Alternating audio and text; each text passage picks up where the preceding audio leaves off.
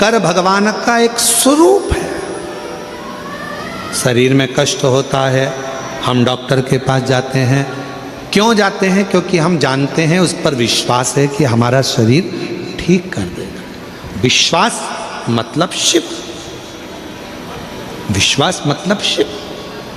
रामचरितमानस में तुलसी बाबा ने कहा, शंकर विश्वास रूपिणो, शिव विश्वास है और विश्वास ही शिव है। शिव विश्वास। अब हम जब डॉक्टर के पास जाते हैं तो डॉक्टर को शिव मानते हैं। डॉक्टर दवाई देता है तो हम ये मानकर खाते हैं कि हमारा विश्वास है कि हम ठीक हो जाएंगे। और मान लो अगर दवाई काम ना करे, इलाज काम ना करे, फिर क्या करना है? तो एक काम करना है, डॉक्टर का इलाज चलते रहना है, साथ में शिवजी पे चढ़ी हुई एक बेलपत्र लाकर सुबह के समय उसको चबा चबा कर नंदी के पास में बैठकर खाना है। फिर शिव संभालेगा और कार्य सफल करना प्रारंभ करेगा। एक पत्र है, अच्छा है।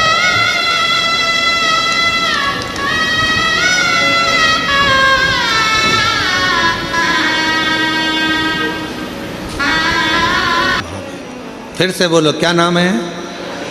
यक्षेश्वर महादेव। ये वो नाम है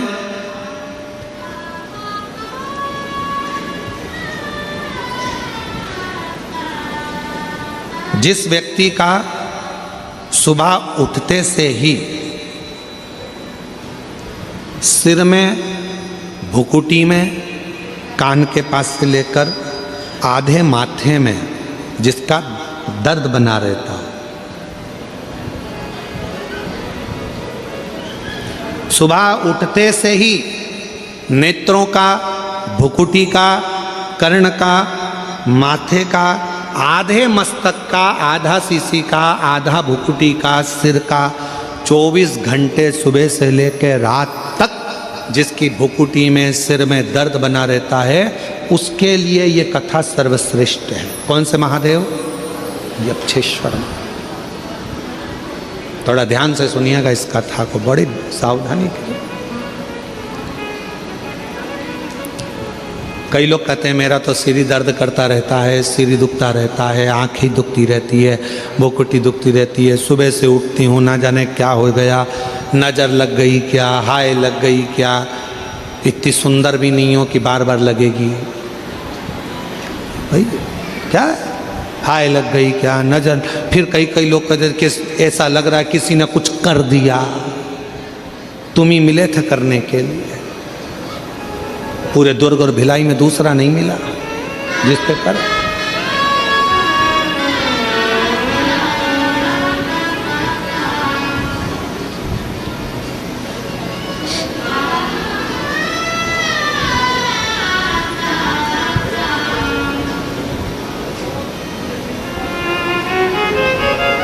महाराज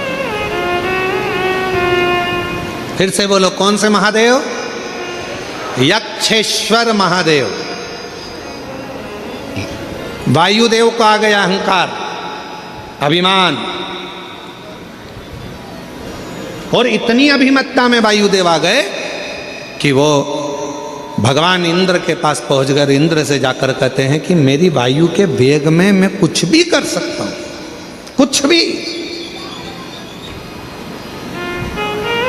शिव महापुराण की कथा कहती है, अगर भगवान आपको सत्ता दे, भगवान आपको पद दे, भगवान आपको प्रतिष्ठा दे, भगवान आपको कुर्सी दे, और भगवान यदि आपको बहुत अच्छे सिंहासन पर बिठाए, बहुत पद दिया, प्रतिष्ठा दी, इज्जत दी, कुर्सी दी, जिस कुर्सी पर तुम कभी नहीं बैठ सकते थे, तुम्हारे जैसे ना जाने कितने सारे इंजीनियर, तुम्हारे जैसे ना जाने कितने कितने डॉक्टर, तुम्हारे जैसे ना जाने कितने कितने ऑफिसर दिन रात पढ़ाई कर रहे हैं, दिन रात लगे हुए हैं, दिन रात मेहनत कर रहे हैं, और उनको वो कुर्सी नहीं मिली, उनको वो पद नहीं मिला जो तुम्हें प्राप्त हुआ है। तो समझ लेना कि तुम्हारे पूर्व में तुमने कोई अच्छा कर्म करा होगा, उसके अनुसार तुम्हें यह प्राप्त हुआ। अब इसमें अहंकार मत करना, इसमें अभिमान मत करना कि मेरे को ये कुर्सी मिल गई, अब तो मैं जो कर सकता हूं करूंगा, मेरी मर्जी। किसी को नहीं गिन रहा है, किसी को नहीं मान रहा, किसी को नहीं। और फिर एक दिन ऐसा आए, मालूम पड़े वो पद, वो प्रतिष्ठा, वो कुर्सी किसी काम की ना। इसलिए अभिमत्ता में ना खूब तेज वायु का संचार करने लगे। इतनी तेज वायु का संचार करा कि इंद्र का सिंहासन डोल गया। इंद्र का सिंहासन जो डोला तो इंद्रदेव तुरंत दौड़कर गए वायुदेव के पास में। क्या बात है वायुदेव, आज तुम यहाँ आए हो?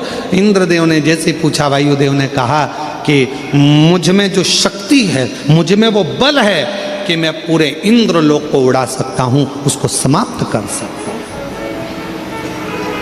पूरे इंद्र।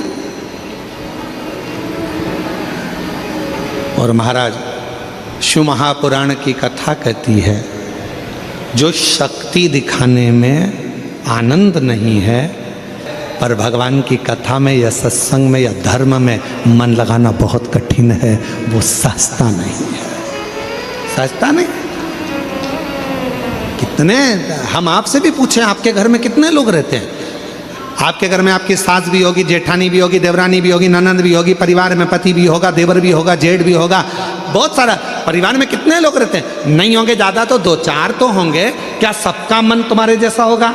ईमानदारी से बोलो, क्या सबका मन शंकर में लगा होगा? क्या सबका मन एक लोटा जल लगाने में, चढ़ाने में लगा होगा? क्या सबका मन शिव पुराण में लगा होगा?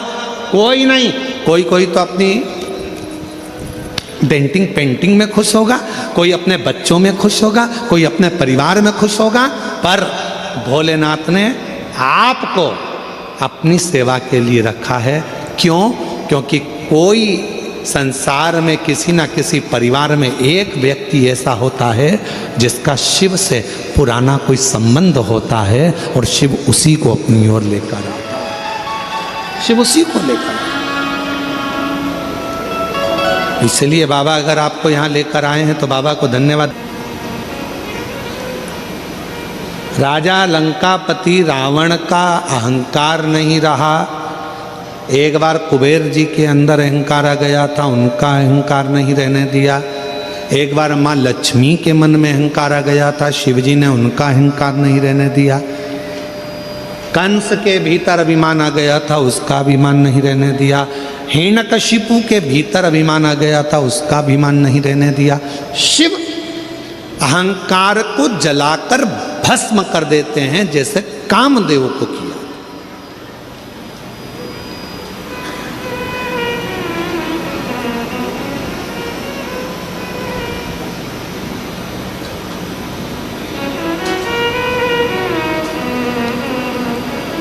देवता देते हैं पल्ला झाड़कर, महादेव देते हैं छप्पर फाड़।